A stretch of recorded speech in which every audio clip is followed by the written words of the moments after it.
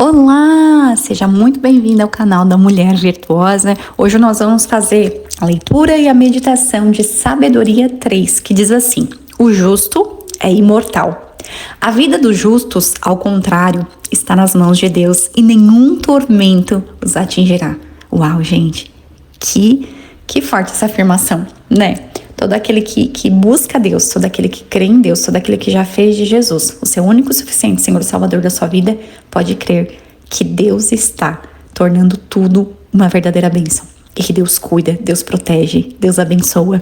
E até aquilo que parece ruim na sua vida. Calma, porque até isso vai se transformar em bênção. Até isso vai cooperar para o seu bem.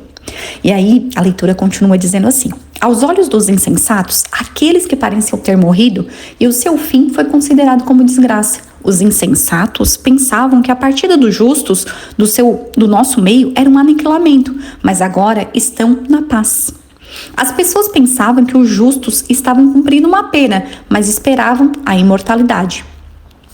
Olha só que forte. Aqui diz que os insensatos, ou seja, os ímpios, aqueles que buscam só o prazer imediato, aqueles que buscam só os desejos carnais, aqueles que buscam, né, o oba-oba, a alegria imediata, né, aquela coisa de beber, de se drogar, de fazer várias coisas, né, traição, coisas que para eles, né, para essas pessoas tem prazer, tem alegria, né. Essas pessoas olham aquele que é cristão, aquele que busca fazer aquilo que é correto perante de Deus, como um tolo, como alguém que está perdendo, né, a vida. E para eles é como se a gente estivesse cumprindo uma pena. Literalmente, quando a gente está preso, sabe uma pessoa que está presa lá cumprindo uma pena? Pois é, aos olhos dos insensatos, o cristão, aquele que busca fazer o que é correto, ele tá vivendo assim uma vida totalmente sem graça, né? Só que eles não imaginam a vida de paz que nós temos. Eles não conseguem entender a paz, a alegria que nós temos na presença do nosso Deus. Por quê? Porque para eles a alegria está em fazer tudo aquilo que é incorreto. Tudo aquilo que traz prazer imediato, tudo aquilo que traz prazer carnal. E a nossa alegria não está nisso. A nossa alegria está em Deus, naquilo que agrada o coração de Deus. Porque a gente sabe que cada palavra da Bíblia, cada ensinamento que o Senhor nos deixou na palavra dele, vem de um Deus que não quer o melhor para ele, mas o melhor para nós. A Bíblia, ela tem ensinamentos que é para melhorar a nossa vida, para trazer colheitas boas para a minha e para a sua vida. E a partir do momento que nós entendemos isso, que nós recebemos Jesus como nosso único e suficiente Senhor e Salvador, nós conseguimos entender que aquilo que Deus tem para nós é o melhor. E que aquilo que a gente vive aqui, né? Porque na presença de Deus, gente, os nossos desafios não são nada, né? Porque tudo aquilo que a gente tem com Deus é tão grande, tão maravilhoso. A paz que Ele traz pra gente, a alegria, né? As bênçãos que Ele nos concede e principalmente, acima de tudo, a sua presença todos os dias da nossa vida. Não tem preço, né? Então imagina, a gente já tem isso aqui nessa terra, mas imagina o que nós vamos ter ainda quando a gente estiver no céu, onde não vai haver dor, não vai haver sofrimento, não vai haver tristeza, né, nem morte, né, e nós vamos ter muito além. Então assim, é muito ainda maior o que ainda está de vir para nós que cremos no Senhor. Nós temos muito mais, né, para receber. E aqui continua a leitura dizendo assim: por uma breve pena receberam grandes benefícios, porque Deus os provou, os encontrou dignos dele. Deus examinou-os como ouro no crisol e os aceitou como holocausto perfeito. Ou seja, aqueles que buscam agradar o coração de Deus, fazer aquilo que é correto, né, ainda que pareça aos olhos dos ímpios um sacrifício. E sim, e muitas vezes para nós, muitas vezes é um sacrifício, né? A gente vai matando o nosso ego, as nossas vontades para viver a vontade do nosso Pai. Mas a gente sabe que tudo aquilo que o Senhor faz, ainda que muitas vezes a gente não entenda em algumas coisas, a gente sabe que tudo aquilo é perfeito, né? Porque Ele é perfeito e Ele tem o melhor para cada um de nós. Continuando aqui, no dia do julgamento, eles que resplandecerão, correndo como fagulhas no meio da palha. Eles governarão as nações, submeterão os povos, e o Senhor reinará para sempre sobre eles.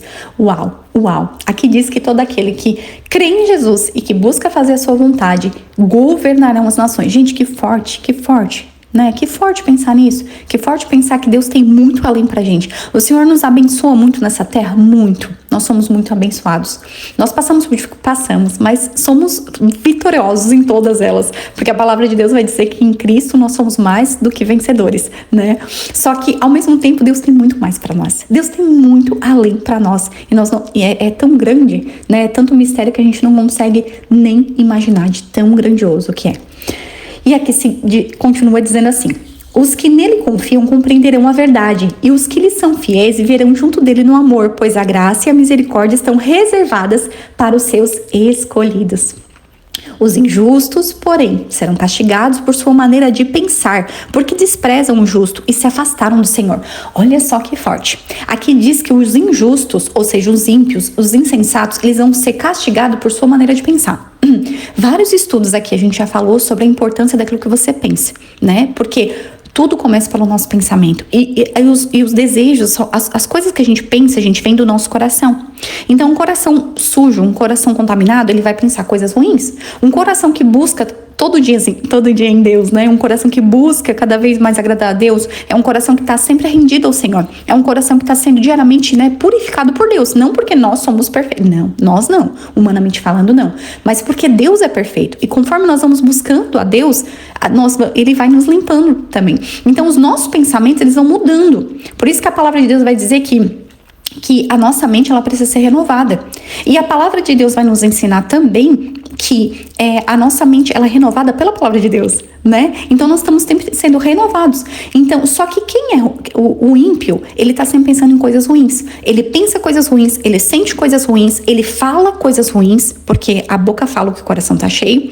Ele tem comportamentos ruins e ele tem ações ruins. E o que ele recebe disso tudo? Resultados ruins, né? Porque é uma colheita, né? Agora, o justo, ele tá buscando o quê? Pensar coisas boas, como a Bíblia vai nos ensinar, que a gente deve pensar em tudo que é bom, justo, amável, de boa fama, excelente, digno de louvor, de esperança. É nisso que nós devemos pensar.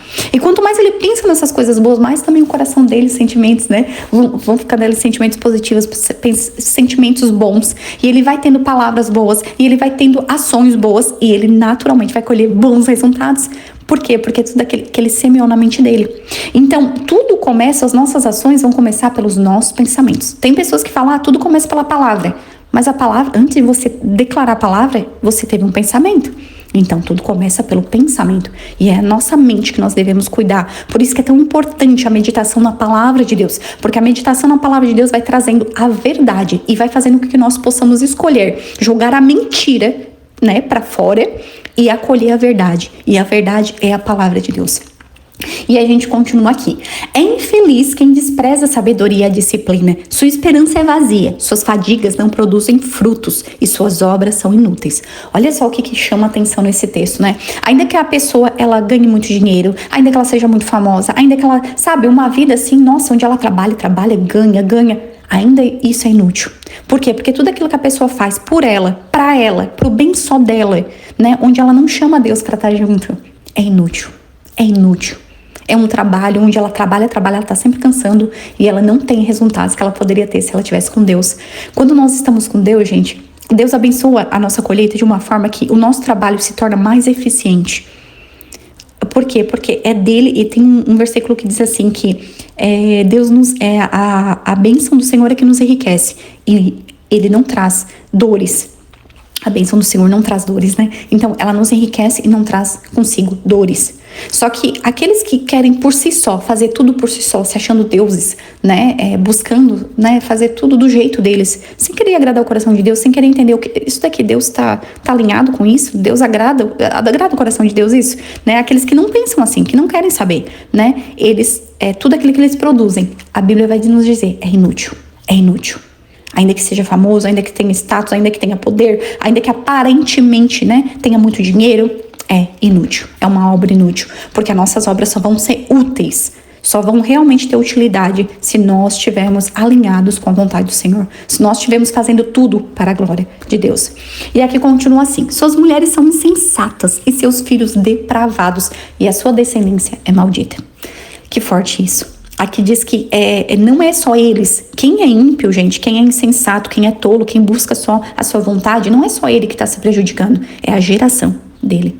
Então, por isso que é tão importante que a gente busque a Deus, que a gente busque melhorar, né? Porque aquilo que a gente faz pra nós, não é só pra nós, é pra nossa geração.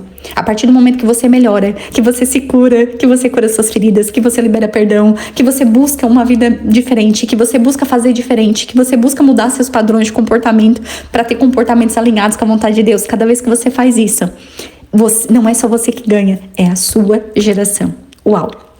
E aqui continua assim: a lembrança do justo permanece. Feliz a mulher estéril que permanece irrepreensível e desconhece união pecaminosa, porque ela receberá o seu fruto no julgamento das almas.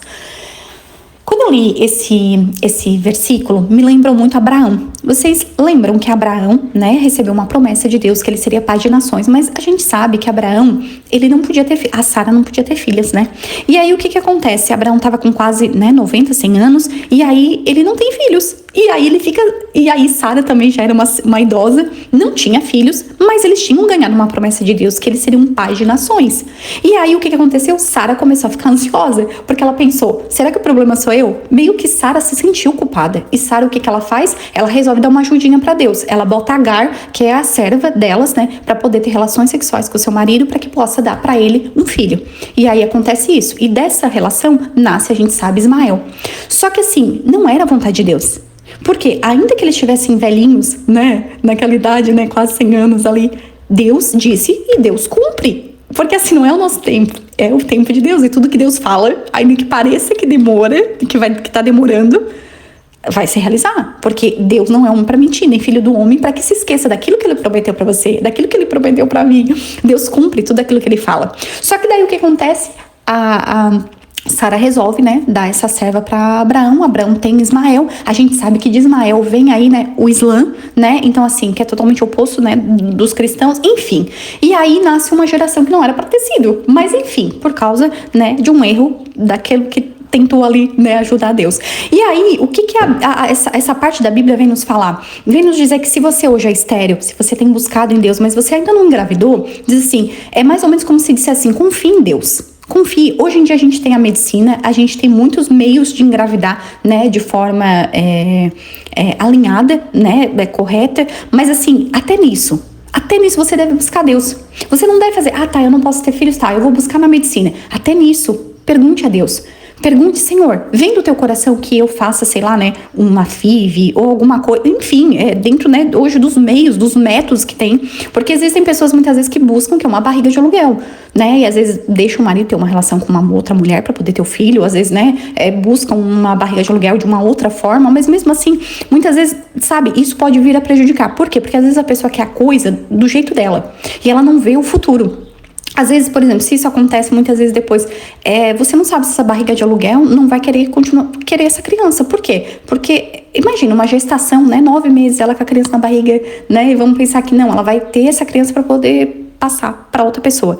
Mas e se ela, sabe, ama essa criança e diz, não, eu quero essa criança para mim? Sabe, você tem noção quantas coisas podem acontecer? Ou às vezes, né, esse marido às vezes tem uma relação com outra pessoa, não, porque a pessoa quer... E, gente, eu tô falando coisas aqui que muitas vezes acontecem. Que às vezes você pode estar escutando e dizer, não, você imagina se alguém vai fazer isso. Sim, tem pessoas que fazem.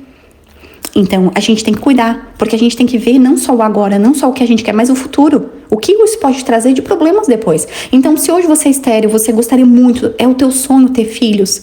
Gente, quantas mulheres eu já vi que não podiam ter filhos e pelo milagre e a graça de Deus engravidaram.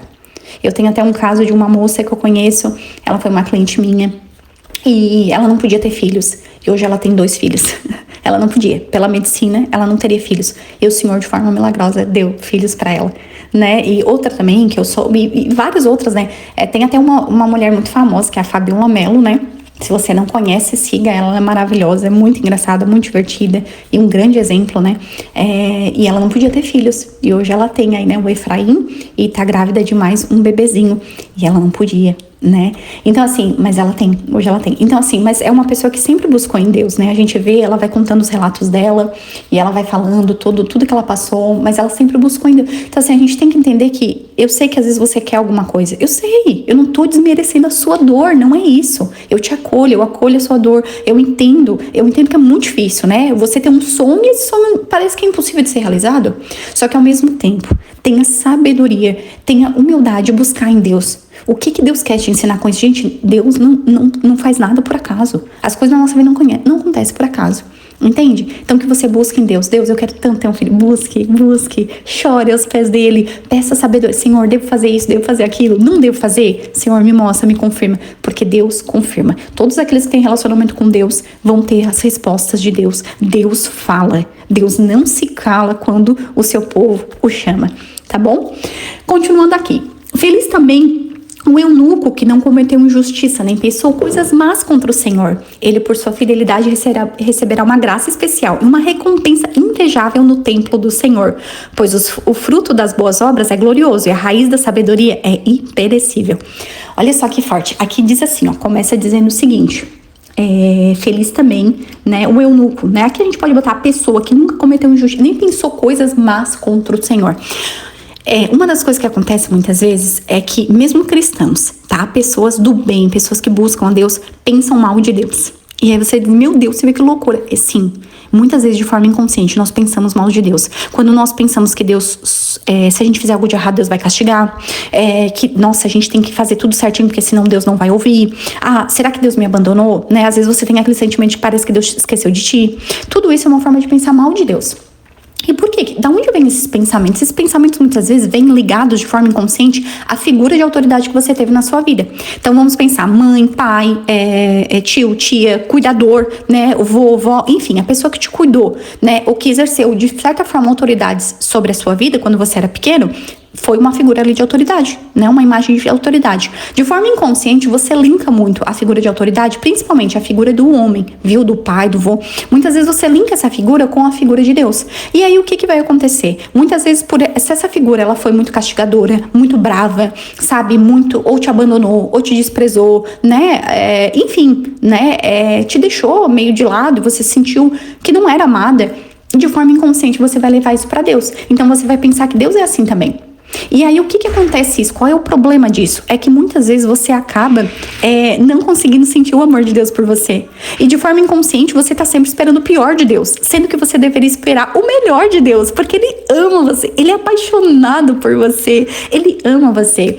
E é nesses momentos que nós precisamos pedir ao Senhor que limpe os nossos olhos. Para que a gente possa enxergar Deus como Ele é. Como Ele é, por quê? Porque Ele é perfeito, Ele é maravilhoso, Ele só quer o seu melhor, Ele ama você, Ele é apaixonado por você. Só que muitas vezes você não consegue entender isso. Então você vai estar sempre buscando a Deus, não por temor. O que é temor? É reverência, respeito. Eu amo a Deus e eu quero buscá-lo. Não, muitas vezes você busca Ele por medo. Muitas vezes você busca Deus por medo. E eu já fui essa pessoa também que buscava Deus por medo, né? Só que, graças a Deus, existe um episódio da minha vida que, assim, mudou a minha vida demais. Onde eu comecei a ver Deus como um verdadeiro pai. Não um pai terreno, mas um pai perfeito. E a partir do momento que eu comecei a ver Deus como um pai, eu lembro até hoje que quando eu chamei Ele de pai, eu chorei muito como uma criança mesmo, porque eu comecei a sentir ali de fato o amor dele por mim, né? Vendo que Ele era um pai, o meu pai perfeito, não um pai de defeitos como né, você, ou um pai que a gente tem aqui, uma mãe, não, mas um pai perfeito. E a partir do momento que eu comecei a ver isso, os meus olhos se abriram e eu pude ver o amor dele, e eu comecei realmente cada dia mais a ser grata por ver como Ele cuida, como o amor dele é grandioso. Eu não consigo expressar, né, a minha gratidão a Ele com palavras, né, porque é muito maior do que eu consigo imaginar, né, do que eu consigo ver. E a partir do momento que a gente começa a ver Deus assim, Deus é perfeito, Deus te ama, Deus quer o melhor pra você. Não, Deus não tá te castigando. Muitas vezes a gente tem que parar e tem que entender, peraí, isso que tá acontecendo na minha vida, onde foi que eu errei? O que é que eu tenho que aprender? Porque a partir do momento que eu comecei a trazer a responsabilidade pra mim, quando algo acontecia, que eu comecei a ver, puxa, isso daqui não tá certo, algo de ruim aconteceu. Ao invés de eu dizer, puxa, Deus, não, mas Deus quer assim, ou não, Deus me castigou, né, por que Deus permitiu isso? Não, eu comecei a chamar pra mim e pensar assim, Deus, onde foi que eu errei? Me dá sabedoria pra ver, onde foi que eu errei? O que eu tenho que fazer diferente? E aí eu busquei a responsabilidade pra mim. E a partir do momento que eu comecei a trazer essa autorresponsabilidade, a minha vida se transformou. Por quê? Porque Deus, Ele só quer o meu melhor. Deus, Ele só quer o teu melhor. E a partir do momento que você entende, peraí, onde que eu tô errando? Você com humildade, com um coração aberto e ensinável pra dizer, Senhor, o que eu tenho que aprender? O que eu tenho que fazer diferente? O que eu não devo mais fazer? O que eu devo fazer? Né? Você se abre pra receber os ensinamentos do teu Pai. E o teu Pai perfeito o teu que é Deus, ele tem o melhor para você. Ele ama você, ele é apaixonado por você, que você possa ver isso. Continuando aqui. Os filhos dos adúlteros não chegarão à maturidade e a descendência de uma união ilegítima desaparecerá. Mesmo que tenha vida longa, ninguém fará caso deles e a sua velhice no fim será sem honra. Se morrerem cedo, não terão esperança nenhuma, sem consolação no dia do julgamento, porque é terrível o fim de uma geração perversa. Deus nos livre. Deus nos livre de ser aqueles que desagradam ao Senhor. Tem uma oração que eu sempre faço a Deus, eu sempre peço: Deus, me ajuda a agradar o teu coração, me ajuda a roubar os teus sorrisos, me ajuda a fazer aquilo que te agrada, me ajuda. E a gente, não é que a gente vai fazer tudo perfeito, gente, não existe isso, mas é que a partir do momento que a gente quer agradar a Deus, quando a gente erra, que a gente sente que o Senhor toca o nosso coração, o Espírito Santo fala no nosso coração, a gente pede perdão, a gente se arrepende e a gente sabe que os nossos pecados foram perdoados e a gente pode continuar de novo. E talvez a gente vai errar de novo, mas a gente sabe que a gente vai pedir perdão e vai buscar novamente fazer uma diferente, né, fazer melhor. Então que nós possamos ter esse coração humilde perante ao Senhor, um coração contrito, né, um coração realmente arrependido dos nossos erros e um coração aberto para poder ter um coração ensinável, para poder realmente aprender aquilo que Deus quer nos ensinar, para que nós possamos viver ainda nessa terra o melhor que Deus tem para nós, porque a gente sabe que no céu nós vamos ter o melhor, a gente não consegue nem imaginar, né, mas que nessa terra ainda nós possamos tomar posse de todas as bênçãos que o Senhor tem para cada um de nós. E é isso. Eu espero de coração que esse texto, esse capítulo de Sabedoria 3 tenha falado ao seu coração. E se fez sentido para você, coloque aqui nos comentários, curta, compartilhe com mais pessoas, viu? Eu te desejo uma semana de muitas bênçãos, de muita paz, de muita alegria, de realizações, de prosperidade, de felicidade e, acima de tudo, da presença e proteção de Deus. Até o próximo devocional.